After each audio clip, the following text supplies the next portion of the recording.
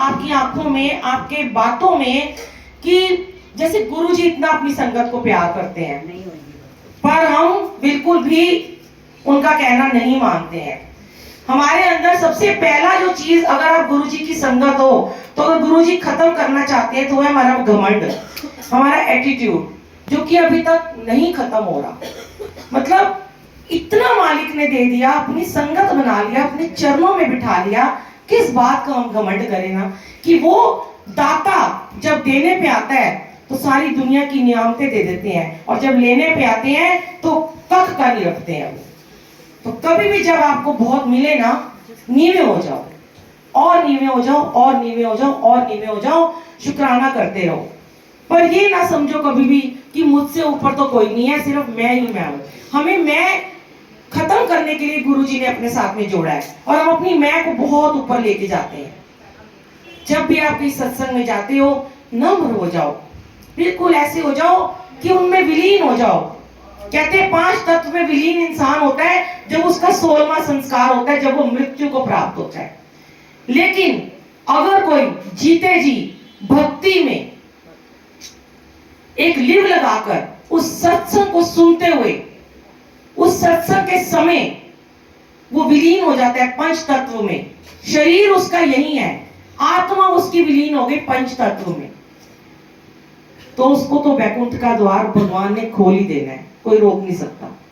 लेकिन हम करते क्या है, इधर उधर उधर उधर देखते रहते हैं, भाई नजरें टिकती नहीं। कोई कितने कम लोग होते होंगे, मैं ये नहीं कहती कि जो दरबार में बैठे हैं शायद वही दरबार को देखते हैं, वो तो देखते भी नहीं होंगे दरबार को। पूछा जाए कि आज गुरुजी ने कितने कौन से कलर के फूल लगे हैं, शायद ही किसी ने ध्यान से देखा होगा।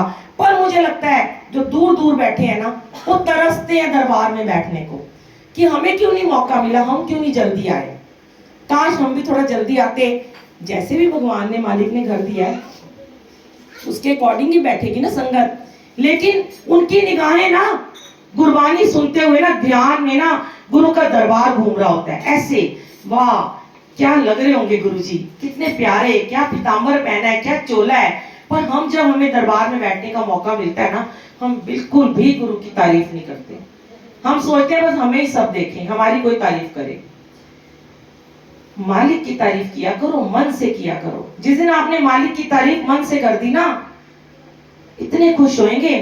कई लोग कहते हैं, मुझे बोल देते हैं कई बारी, आंटी आप गुरुजी को बहुत चापलूसी करते हो। करती हूं मैं, क्यों ना करूं। बच्चे अपने माँ बाप को चापलूसी नहीं करते हैं। माँ बाप जरा सा गिफ्ट देते हैं अपने बच्चों को, एक छोटी साइकिल लेके देते हैं, एक छोटा सा फोन लेके देते हैं, ऐसे बच्चे उनके आगे पीछे घूमते रहते हैं, थैंक यू खुशियां करते रहते हैं उनके गाल पे। उनको उनका सारा कहना मान जाते हैं कि अरे वाह, अब हमें मालिक, हमारे मम्मी पापा अगली बार एक और नया गिफ्ट देंगे, और फिर ये प्रॉमिस करते हैं कि हम आपका कहना मानेंगे, हम आपके अच्छे बच्चे बनेंगे, हम हर चीज डिसिप्लिन में करेंगे, नियम से चलेंगे, सत्संग में जाएंगे, सेवा भी करेंगे, सिमरन भी करेंगे, पढ़ाई भी करेंगे, ऑफिस भी जाएंगे, काम भी करेंगे, भक्ति भी करेंगे। पर हमें आप ऐसे ही प्यार करते रहना। तो माँ बाप क्यों नहीं उसके लिए नए नए गिफ्ट लेके आएंगे, हर हफ्ते तोहफे लेके आते हैं पेरेंट्स। तो हमारे गुरुजी भी तो ऐसे ही हैं। आप करो ना उनको इतना प्यार, करो, उनका कहना तो मान लो एक बारी, देखो आपको कितने सुंदर सुंदर गिफ्ट देंगे, बिन मांगे देते चल जाएंगे। कार की इच्छा होगी ना, कार कभी मांगने की औकात नहीं होगी ना, उसको भी कार दे दी उन्होंने, और ऐसी दे दी लैविश, पता नहीं कहां से आ गई। औकात नहीं थी हमारी साइकिल पे चलने की, दे दी भगवान ने। खुश हो गए होंगे ना।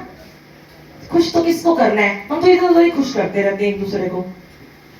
अरे जरा सा होस्ट के घर में, जिसके भी, यहाँ नहीं कह रही, कहीं भी सत्संग में रोजाना जाती हूँ, पहले होस्ट को देखते रहते हैं वो कहाँ बैठे हैं। हम होस्ट को कहते हैं आप उधर मुंह करके बैठो ताकि आपको कोई देखे ही ना। नजरें यही ढूंढती रहती है, अरे जिसके घर आए वो तो मुझे देख ले, मैं उसके लिए मिठाई लाया हूँ वो तो मुझे देख ले, ये कौन सी आंटी है, मिठाइयाँ सारी दूसरे कमरे में रखवा दी है, पता नहीं शायद खुद ही घर ले जाएगी सारी उठा के। कौन से गिफ्ट हम ला रहे हैं।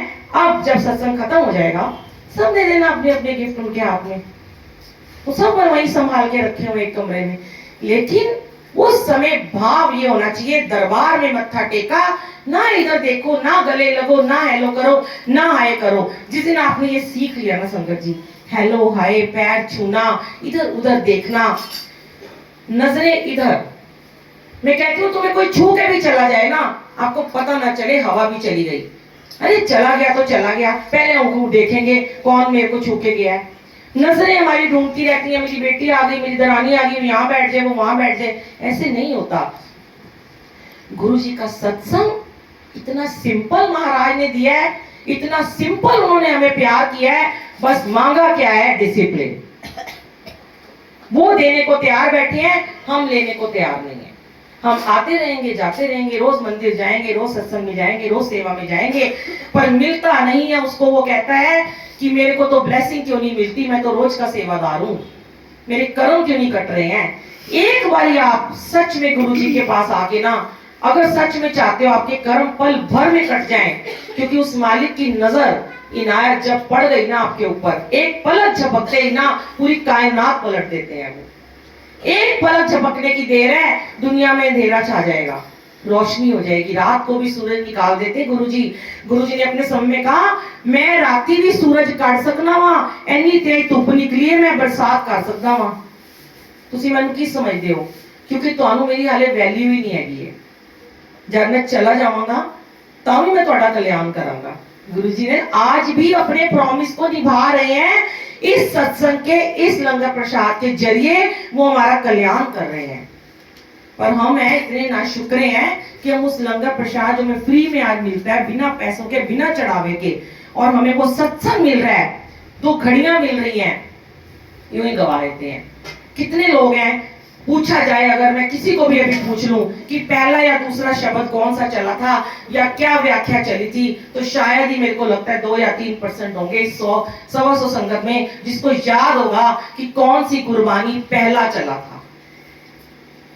अगर आप अच्छे बच्चे हो और एक अच्छे टीचर अपनी प्रिंसिपल के सामने आके गुरुजी के साथ बैठे हो, तो गुरुजी कभी भी आपसे किसी भी सेवादार के जरिए ये पूछ सकते हैं, बता भाई तूने कौन सी आज बानी सुनी है, तुझे किसमें ज्यादा तेरी लिव लगी थी, तेरा ध्यान लगा था कि नहीं लगा था। अगली बार जब सत्संग में जाओ ना, तो सोच लेना कोई ऐसी आंटी या अंकल टक्कर जाएंगे जो आपसे पूछ लेंगे कि बताओ कौन सा पहला शब्द चला था। चलो, जय गुरुजी, शुक्राना गुरुजी। सिर्फ गुरुजी, मैं तो कहती हूँ गलतियां हम बच्चे करते हैं, हम नादान छोटे छोटे बच्चे हैं, हमारा तो भी एडमिशन भी नहीं हुआ, माफ कर दिया करो। पर गुरुजी कहते हैं मैं एक बारी माफ करना, फिर मैं 2 बारी करना, तीसरी बार पता है क्या होता है? उनका तीसरा त्रिनेत्र खुल जाता है, और फिर वो होता है जो नहीं होना चाहिए। कैसे? कभी महामारी, कभी कोविड, कभी चिकनगुनिया, ये सारी जो बीमारियां आती ना, ये हमारे कर्मों से आती हैं। अब आज भी समझ जाओ कि आज राम युग दोबारा से आ गया है, और इसको सतयुग कैसे बनाना है? अपने परमात्मा के कहने में चलना है।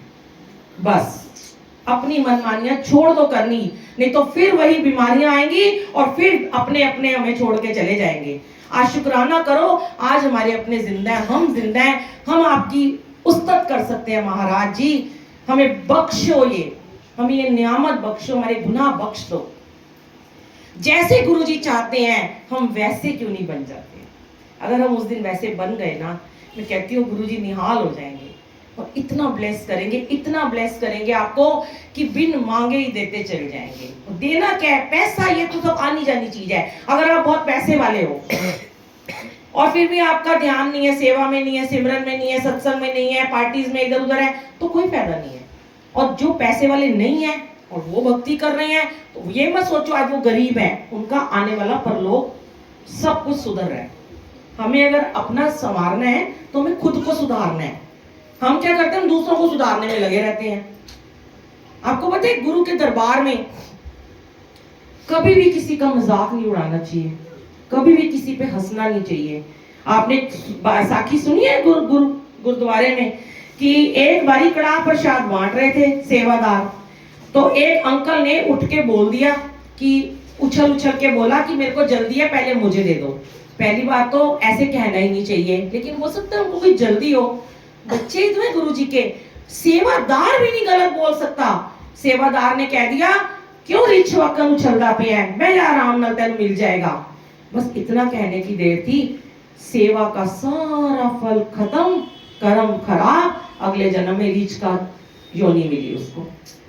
जो जैसा किसी पे जो भी उसके लिए सोचता है, थॉट्स भी नहीं रखने होते संगत जी, गलत। मैं तो ये कहती हूँ बुरे थॉट्स भी मत लेके आया करो, क्योंकि वो भी एनर्जी जो है ना, आप उसको भेजते हो ना, वो एनर्जी मल्टीप्लाई होके हमारे पास वापस आती है।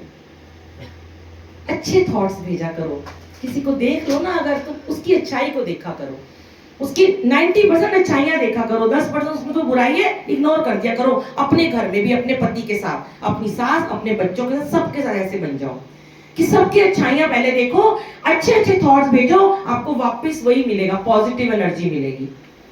नेगेटिव एनर्जी हमने नहीं लेनी होती है। हम अनजाने में नेगेटिव क्या करते हैं, हम अगर हम किसी की निंदा चुगली करते हैं, किसी की बुराई करते हैं, हम उसकी नेगेटिविटी अपने ऊपर ले लेते हैं। उसके तो मैले वस्त्र आपने धो दिए, वो तो उसका तो जन्म सुधर गया, पर हम क्या हो गए, मैले हो गए। तो सुंदर बनने से, अच्छे कपड़े पहनने से, नहाने धोने से मन अच्छा होना पहले जरूरी है। मन मैले तन धोते अच्छा ना हो, ये साफ कर लो बस। शुक्राना करो, शिकायतें मत किया करो। सत्संग में आते हो, लंगर प्रसाद में, खाने में, सर्विंग में कोई ना कोई भूल चूक हो ही जाती है। जब गुरु महाराज क्षमा कर देते हैं तो हम कौन होते हैं किसी को करने वाले, पॉइंट आउट करने वाले? नहीं करना। इस दरबार में जो पॉइंट आउट करता है ना, आपको नहीं पता वो पता नहीं कितने जन्म लेगा अभी, जो उसको वही मल्टीप्लाई होकर रूहें मिलेंगी और वो फिर उसके साथ वैसे ही कर्म करेंगी।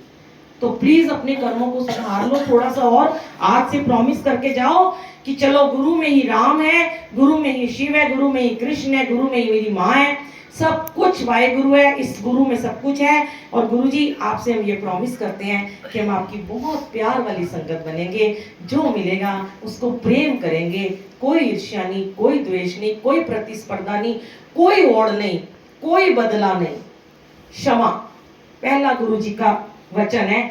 अगर तुमने क्षमा कर दिया ना सामने वाले को, गुरु जी कहते हैं मैं तुम्हें इतनी ब्लेसिंग दूंगा, अगर तुमने कोई पाप भी किए होंगे ना, मैं तुम्हें तुरंत क्षमा कर दूंगा। जय गुरु जी, शुक्राना गुरु जी।